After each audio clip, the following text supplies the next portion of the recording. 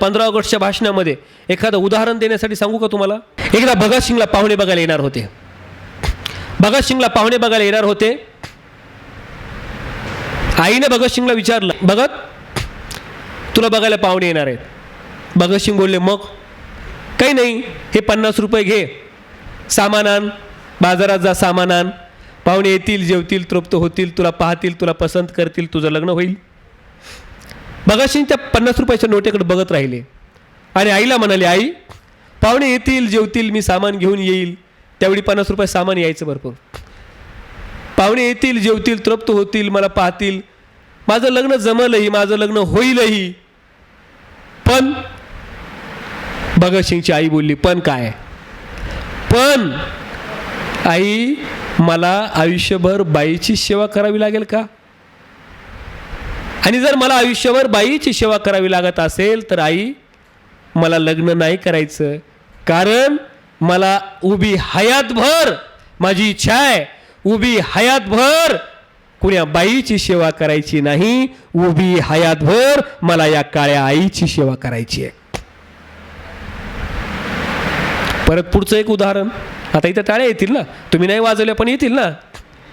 आता पुढचं, भगतसिंग राजगुरू सुखदेव यांना फासावर लटकवलं जाणार आहे.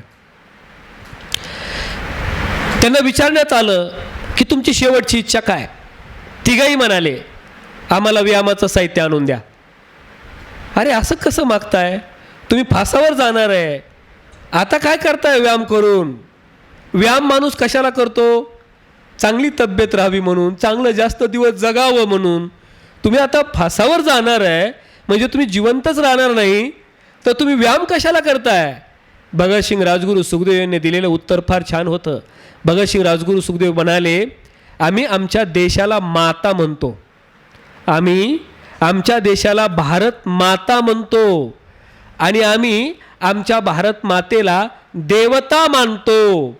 आणि आमच्यात असा नियम आहे, आमच्यात असा प्रघात आहे, आमची अशी परंपरा आहे की आम्ही ज्या ज्या वेळी आमच्या देवतेची पूजा करू, ज्या ज्या वेळी आम्ही आमच्या देवतेला फुलं वाहू, त्या त्यावेळी ते फुलं टवटवीत असली पाहिजे. आज राजगुरू भगतसिंग सुखदेव हे 3 फुलं भारत मातेला व्हायची आहेत, ते टवटवीत असले पाहिजे, म्हणून आम्हाला व्यायाम करायचा आहे. मग त्या उदाहरणातून बाहेर पडण्यासाठी बोलायचं थोडंसं. मित्रांनो, अशा पद्धतीनं त्यांची देशभक्ती होती. उदाहरणातून बाहेर पडलात. आता उदाहरण झालं काय काय बोलायचं पंचायत आहे ना तुम्हाला, उदाहरणातून बाहेर कसं यायचं? मित्रांनो, अशा पद्धतीनं त्यांची देशभक्ती होती. त्या देशभक्तीची आठवण आज आपल्याला या स्वातंत्र्य दिनानिमित्तानं नक्कीच होते. उदाहरणं आले ना की मग भाषण रंगलं. पुढचं एक उदाहरण देतो, आणखी एक, थांबा, लगेच दुसरं उदाहरण महेश भाऊ ह्याच्यातच. काय? भगतसिंग जेलमध्ये आहेत, पेपरला बातमी आली भगतसिंगला फाशीची शिक्षा सुनावली आहे. ती पेपरची बातमीचं कात्रण आईच्या हातात गेलं. आईनं ती बातमी वाचली आणि आई निघाली भगतसिंगची भेट घ्यायला. गेली भगतसिंगची भेट घ्यायला, आवाज दिला. जेलरच्या परवानगीनं गजाला पकडून दरवाजातून आवाज देते, भगत, हे भगत, भगत. आवाजाचा उंच बघा. भगतसिंगच्या कानावरती आवाज गेला. भगतसिंग उठले आणि पळतच पुढे आले.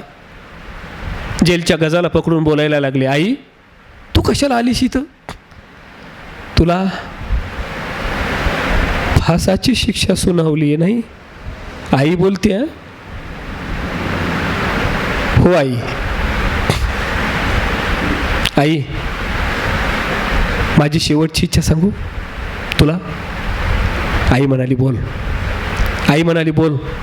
आई, ज्यावेळी मला फासावर देतील ना, ज्यावेळी मला फासावर लटकवलं जाईल ना, आई ऐकते, बोल. मुलगा फासावर जाणार आहे, पोर फासावर जाणार आहे, आणि पूर्वी फासावर जाण्यापूर्वी आईला बोलतंय, ज्यावेळी मला फासावर लटकवलं जाईल ना, आई त्यावेळी माझं पार्थिव ताब्यात घेण्यासाठी गावाकडची माणसं येतील नाही का? हो बोल आई, त्या गावाकडच्या माणसामध्ये माझं पार्थिव ताब्यात घेताना तू येऊ नकोस. माझं पार्थिव ताब्यात घेण्यासाठी तू यायचं नाही, ही माझी शेवटची इच्छा आहे. भगत काय बोलतोयस? असं का बोलतोयस रे भगत?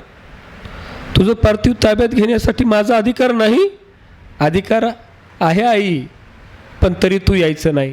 भगतसिंगच्या आईनं कारण विचारलं. असं का बोलतोस रे भगत? तुझं प्रेम नाही माझ्यावर? आई, माझं प्रेम या 2 आयावर आहे, एक भारत मातेवर आणि दुसरं माझ्या या मातेवर. म्हणूनच तर बोलतोय तू यायचं नाहीस. कारण तू इथं येशील आणि माझ्या पार्थिवावर पडून पडून धुसफुसून रडशील नाही का आई? आणि तू रडल्यानं इंग्रज अधिकाऱ्याला आनंद होईल.